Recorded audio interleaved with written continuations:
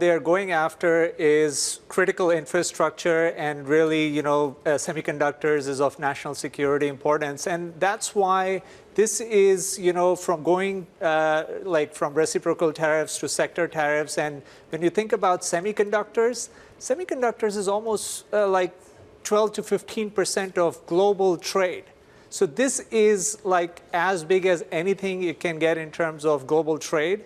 And you want to study the supply chains because, like, if you're importing laptops, it's very different because it's an end product, whereas semiconductors is what China is importing in turn. So, like, the supply chain aspect is critical because China is exporting rare earth, they're importing chips, and once you know exactly where the key kind of pain points are, and TSMC is definitely one of them because they are the ones who are the manufacturing hub for advanced nodes.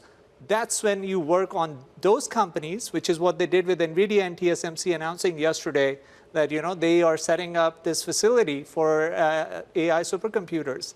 And then you expedite the permits for those type of companies. And I think that's the approach they're going to take going forward compared to the blanket tariffs, the reciprocal tariffs that came. So you mentioned Nvidia, but talk a little bit more specifically about Nvidia. It's still one of the biggest companies out there, and it really sets the tone for sentiment when it comes to the AI trade and, in some respects, the broader tech trade. So where does this leave Nvidia potentially, this probe? Yeah, so I'm thinking, the supply chain for Nvidia servers is very different from a supply chain for Apple smartphones, for example. And, a smartphone has thousands of components, whereas a server has, to an extent, fewer components than what goes inside a smartphone. So when you think about giving companies incentives to relocate their complete supply chain, it has to come from Nvidia as the company or Apple as the company that really creates the product, using a global supply chain.